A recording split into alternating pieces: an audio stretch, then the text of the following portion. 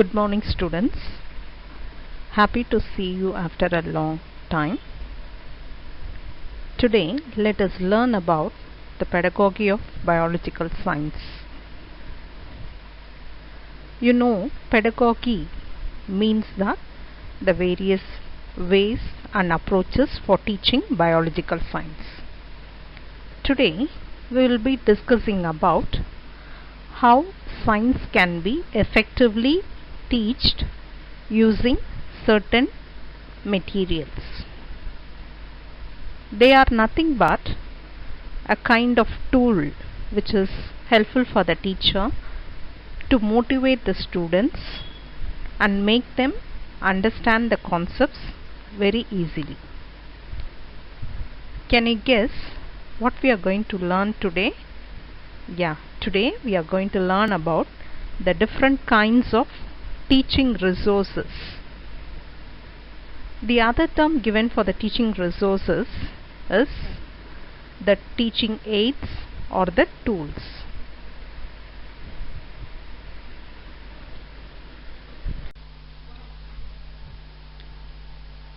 Teaching resources.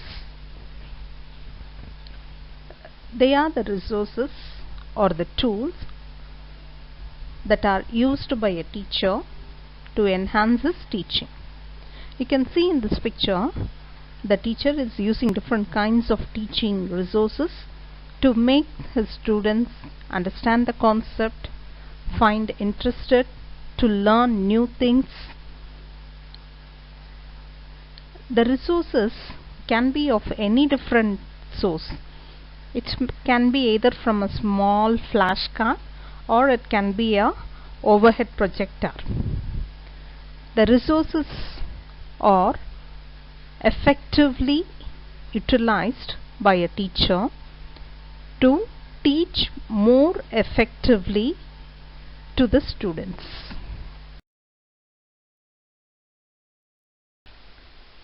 Teaching aids. What do you mean by why we should use different types of teaching aids?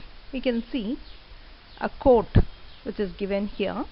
We remember 20% of what we hear. We remember 30% of what we see. We remember 50% of what we see and also hear. We remember 90% when we say and do it. So, it is very easily explained by this. I hear, I forget. I see, I remember. I do, I understand. This holds good for science teaching. Now, what are teaching aids? They are the tools that a teacher uses in the classroom. It might be from a flashcard, map, cassette, or even the blackboard is the best teaching aid most of the teachers use. It is a tool used by the teachers to help the learners improve the reading and other skills, illustrate or reinforce a skill, fact or an idea. It relieves anxiety, fear, and also breaks the boredom in the class and helps the teacher to introduce the teaching through some games also.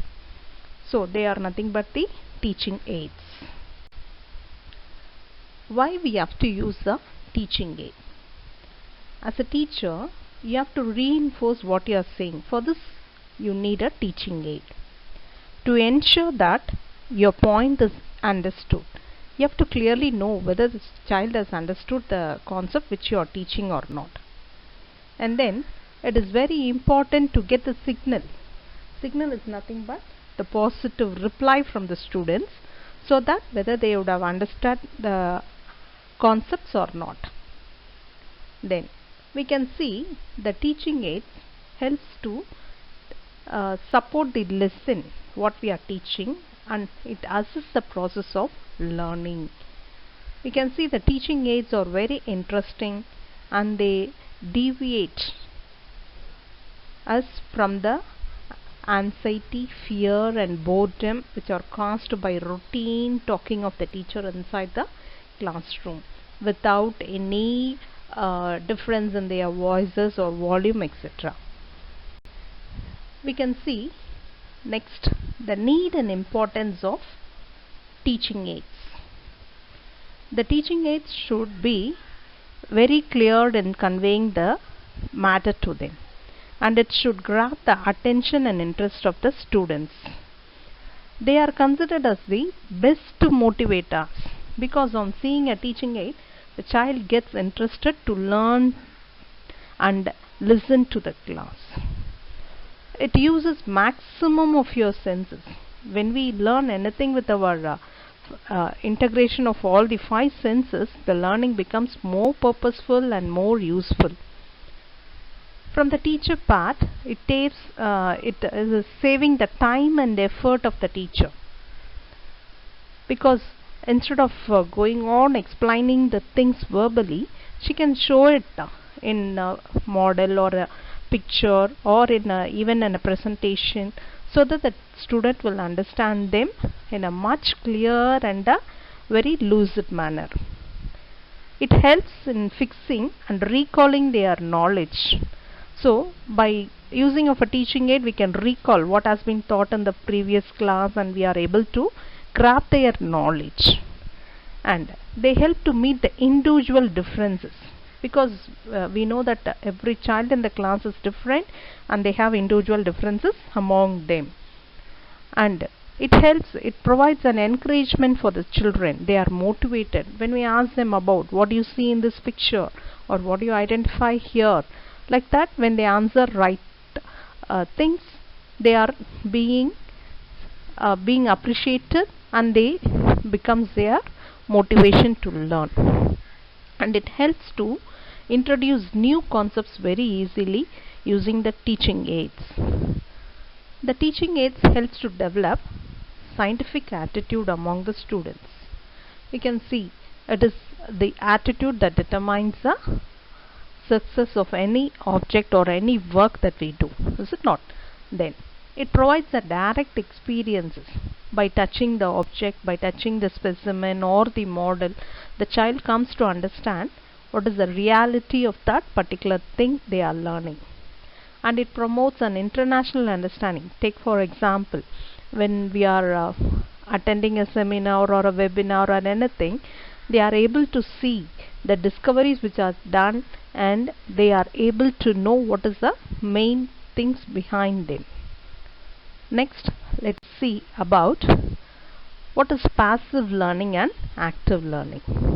Do you think teaching aids promote passive learning or active learning? Yeah, you're right. It promotes active learning, because passive learning is which we call it as only a demonstration of the things. But when we do practically, when we touch them, we are able to analyze it, we are able to apply it practically, then we are able to get a active learning. You can see when a teacher is giving only a lecture method of teaching, it is called as a passive learning. Only very few listen and very few are very attentive to the points and other things. But when we do it as an experiment and demonstrate them and ask them to repeat it, they become the active learners of the classroom. Then there are some disadvantages also to use the teaching aids. We can see sometimes some technical problems arises. The students are more distracted if we use more number of teaching aids. The teaching aid should be more limited and very appropriate in number, and it should be used at the right time also. And you should see the expense spent for some of the teaching aids are very costly, and it is a little thing which we have to consider. Then it is a time consuming process, because the preparation and other things needs a time. Then it is needing the space. Yes, you have to arrange the teaching aids in a particular area and demonstrate it, for which we need some space. These are some disadvantages, but a clever teacher can manage all these disadvantages very fruitfully. Next, let us see what is the classification of the teaching resources. The teaching resources are nothing but the teaching aids. Now we can classify it based upon its utility, based upon its image which is produced there, or where it is utilized likewise. But now we will see a classification where the teaching resources are classified into two types: machine operated devices and non-machine operated devices. Machine operated, you know that these things are operated by manually, or called as a non-machine operated devices or resources. Machine operated, you need some machine or an instrument to project that image or anything. That type of teaching resources are called as a machine operated. What are the machine operated devices? Number 1, overhead projector, OHP. You would have seen in your schools and colleges the usage of a overhead projector. And then digital projector. And the third one is smart interactive board. The non-machine operated devices are divided into two types. One is graphical aids, another one non-graphical aids. Graphical aids are like the chart, flip chart, everything which is drawn manually. The non-graphical aids are resembling the 3D models, specimens, real objects, etc. Now I hope you are clear with what is the classification of the teaching resources. They are again classified into two main types: machine operated and non-machine operated. Now let us move to the first type of machine operated resources, namely the overhead projector. I hope you would have seen the overhead projector, and you can see in the picture also there. What is the use of an overhead projector? It is used to display the information to a larger number of students in a class. Because when you draw any picture, it is visible only to certain limit to the students in the blackboard, is it not? But if you have a projector, the overhead projector, the whole class can see the projected image either on a wall or a screen or anything like that. And the main utility of the overhead projector is that there is no need to darken the room of an overhead projector when we use the overhead projector. We can prepare the OHT, that is nothing but the overhead transparencies, in advance and use them any time. As much as possible we can use it. Once we prepare it, it is ready to use at any moment. It saves the time in the classroom, because instead of going on rubbing and writing, remaking the things, the teacher can save her time in the classroom. Using an OHP, when we are using it, we can face the class. We will be able to see what is the reaction of the students and whether they would have understood or they are finding it any difficulty where. We can find out easily. But when we turn towards a board to draw a diagram, we are not able to notice what is the understanding ability of the children. What you write in front of you is projected behind you. Okay, so as soon as when I write something there, it is projected in a larger screen. Then we can use it for drawing and illustrations that it might be difficult as well as time consuming. We can modify the text and the pictures by adding one transparency or another way, and then it is very easy to prepare the OHP slide transparency. You can either make it by photocopying or printing.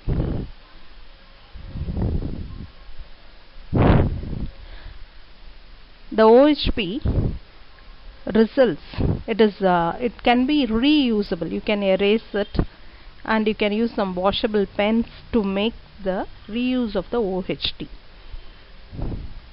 I hope today you have learnt about the different kinds of teaching resources and how it is used, and how it is classified into machine operated and non-machine operated devices. In the next class, let us continue with the other types of teaching resources. Thank you. Thank you.